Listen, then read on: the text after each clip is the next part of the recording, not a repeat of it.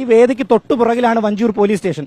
ഇത്തരം മൈക്ക് വെച്ച് കെട്ടി പൊതുസമ്മേളനമൊക്കെ നടത്തണമെങ്കിൽ പോലീസിന്റെ അനുമതി കൃത്യമായി തന്നെ വേണം എന്നുള്ളതാണ്. പക്ഷേ ആ പോലീസിന്റെ അനുമതി കൊടുത്തിട്ടുണ്ടോ എന്നുള്ളത് നമുക്ക് അന്വേഷിക്കേണ്ടതായിരിക്കുന്നു. ഈ പോലീസ് സ്റ്റേഷന്റെ കവാടം പോലും കെട്ടിയടച്ചിരിക്കുന്നു എന്ന് വേണമെങ്കിൽ നമുക്ക് പറയാം. മറുവശത്തെ റോഡിലൂടെ ചുറ്റിക്കറങ്ങി വേണം പോലീസ് സ്റ്റേഷനിലേക്ക് പോകാൻ.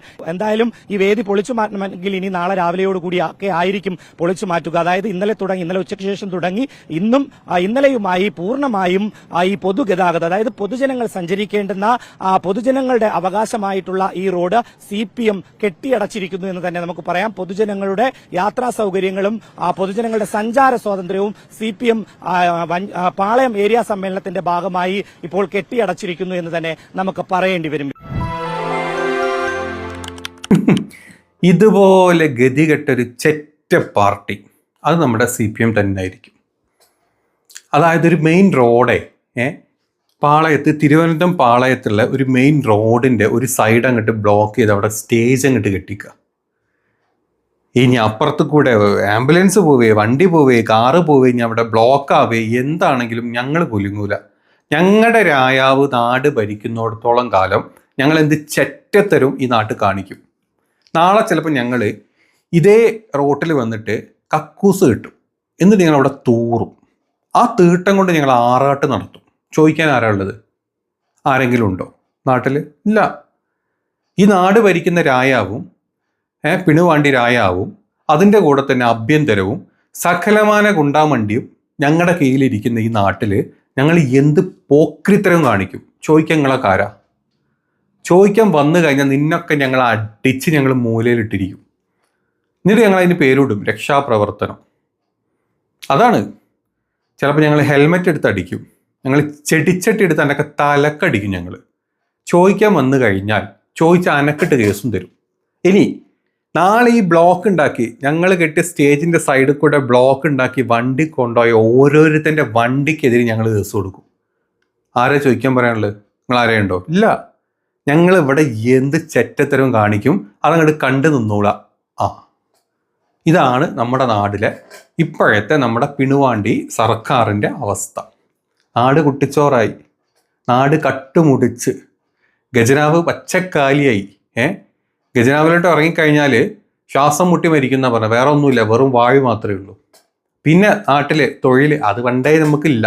10 കൊല്ലങ്ങളായിട്ട് നമ്മൾ ഈ തൊഴിലവസരങ്ങളൊന്നും ഈ നാട്ടിൽ വെച്ചിട്ടില്ല.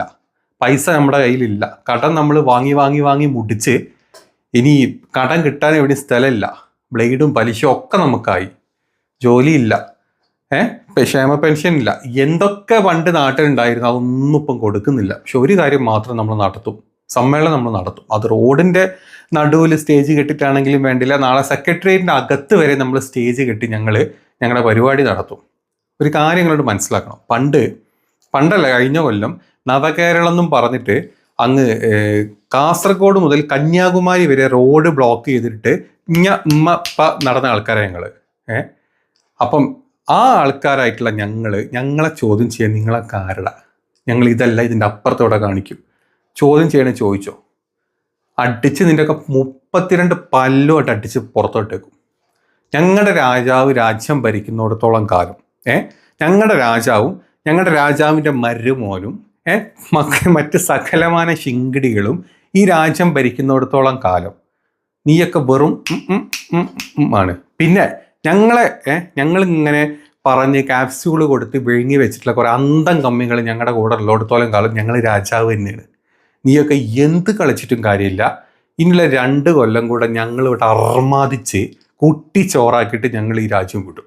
അതുവരെ സഹിച്ചോള എന്നല്ലാണ്ട് വേറെ ഒന്നും അതിനോടൊന്നും എനിക്ക് പറയാനില്ല. ഇങ്ങനെയുണ്ട്. ഇതാണ് നമ്മുടെ നാടിൻ്റെ ഇപ്പോഴത്തെ അവസ്ഥ. ഇതാണ് നമ്മുടെ നാടിൻ്റെ രാജ്യം ഭരിക്കുന്ന, കേരളം ഭരിക്കുന്ന പിണറായി തമ്പുരാൻ്റെയും സകലമാന ശിങ്കിടികളുടെ അവസ്ഥ. പാളയത്തെ ഒരു റോഡിൻ്റെ സൈഡ് അങ്ങോട്ട് കെട്ടി അവിടെ ഏരിയ കമ്മിറ്റി സമ്മേളനം ഞങ്ങൾ നടത്തി. 2 ദിവസം 3 ദിവസമായിട്ട് റോഡ് ബ്ലോക്കാണ്. നിങ്ങൾ അപ്പുറത്ത് കൂടെ പോവാണ്ടിരിക്കുക, എന്തെങ്കിലും ചെയ്യുന്ന പറഞ്ഞ്. അതിന് ചൂട്ടുപിടിക്കാൻ പോലീസും ഉണ്ട്, സർക്കാരുണ്ട്, സകലമാന സംവിധാനങ്ങളും നമ്മുടെ നാട്ടിലുണ്ട്. മോദിജി അവിടെ അത് ചെയ്യുന്നു ഇത് ചെയ്യുന്നു പറഞ്ഞ് കുറ്റം പറയും. നാട്ടിൽ ഇതിനേക്കാൾ വലിയ അവസ്ഥ ഇവിടെ കാണിച്ചു കൂട്ടുന്നത്. ഇതൊക്കെ ചോദ്യം ചെയ്യാൻ പോയ ആൾക്കാരുടെ കരണക്കുറ്റിക്ക് അടിക്കും ചെയ്യും ഈ സെറ്റുകൾ. ഇങ്ങനെയാണ് നമ്മുടെ നാട്ടിൽ ഇവന്മാർ ഭരിച്ചുകൊണ്ടിരിക്കുന്നത്. എന്നിട്ടാണ് നമ്മുടെ നാട് അങ്ങോട്ട് വികസിക്കുന്നുണ്ട്. ഈ പറഞ്ഞ പിണറായിൻ്റെയും മരുവൻ്റെയും മോളെയും സകല ശിങ്കിടികളുടെയും പോക്കറ്റ് വികസിക്കുന്നുണ്ട്. നാടിൻ്റെ ഖജനാവ് ഇങ്ങനെ ഉള്ളോട്ട് തള്ളുന്നുകൊണ്ട് നാട്ടിലെ ആൾക്കാരുടെ അവസ്ഥ വളരെ വൃത്തികെട്ട അവസ്ഥയിൽ പോയിക്കൊണ്ടിരിക്കുന്നുണ്ട്. ഇതൊക്കെ ചോദ്യം ചെയ്യാൻ വന്ന ആൾക്കാരുടെ കരണക്കുറ്റി അടിക്കുന്നുണ്ട്. ഇതുപോലെ വൃത്തികെട്ട നാറിയ ഭരണം ഈ പറഞ്ഞ കേരളത്തിൽ, ഈ പറഞ്ഞ ഇന്ത്യയിൽ പോലും ഇല്ല എന്ന് വേണമെങ്കിൽ വ്യക്തമായും പറയാൻ പറ്റും. അതെല്ലാം എന്നുള്ളവർ കമൻറ്റ് ചെയ്യും. കഷ്ടം. ഇതിനെ സപ്പോർട്ട് ചെയ്യുന്ന ആരെങ്കിലും കമൻറ്റ് ഇട്ട് കഴിഞ്ഞാൽ നമുക്ക് മനസ്സിലാക്കാം അവനായിരിക്കും ലോകത്തെ ഏറ്റവും വലിയ അന്തം കമ്മി. ക്യാപ്സ്യൂള് നിന്ന് പിണറായിച്ചൻ്റെ അമേദ്യം കണ്ടു കഴിഞ്ഞാൽ അത് മഞ്ഞച്ചോറാണെന്ന് പറഞ്ഞ് കഴിക്കുന്ന രീതിയിൽ ലെവലിലോട്ട് പോയിട്ടുള്ള സകല അന്തം കമ്മികളോട് ഞാൻ പറയുന്നത്. ഇതിനെ സപ്പോർട്ട് ചെയ്യുന്ന ഒരു അന്തം കമ്മി ഒരു കമൻറ്റ് ഇട്ട് കഴിഞ്ഞാൽ നമുക്ക് സ്പോട്ട് ചെയ്യാം യഥാർത്ഥ അന്തം കമ്മി ആരാണെന്നുള്ളത്.